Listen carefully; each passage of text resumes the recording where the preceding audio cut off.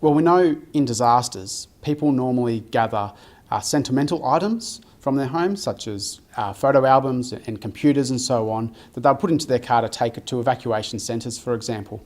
What we're talking about today is for people to have the need and understanding that they also need to be health prepared, and therefore be prepared for the health needs for a duration of time after a disaster, where in fact emergency services may not be able to provide care for them. So we're talking about things such as people needing to take lists of medications that they're currently on, taking the physical medications with them, and also taking along a list of their current ailments, such as their previous medical or surgical history. How would this help? I mean, you've been evacuated from your home, you're sent to a safe house, a centre there to wait it out. How will it help actually having all this equipment with you and medication with you? Yep. Well, we know from experience, and particularly from Canberra and Victorian bushfires and the recent Queensland extreme weather events such as the cyclones and floods, that people who do turn up to evacuation centres don't have these medications or even a list of medications with them.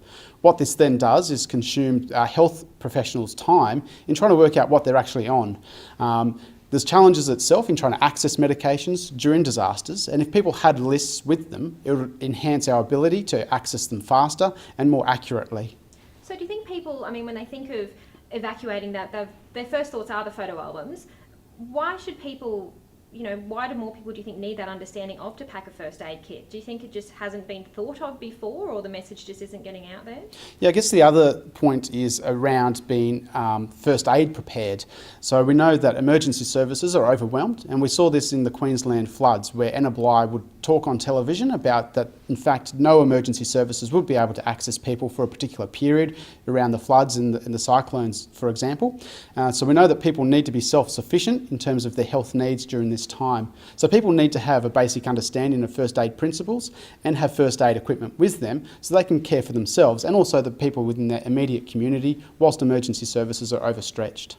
And this is something that's only becoming more common. We're seeing more and more disasters unfold, aren't we? Is this a strong message we need to get out to the community? Absolutely. As we know, over the last decade or so, particularly within Australia and the region, we're seeing more and more disasters occur. These are having larger impacts on communities because we know that now that these areas are highly populated areas. So people really need to be health prepared, have those lists of medications, list of their previous history, be first aid prepared in terms of having a first aid kit and knowing some basic first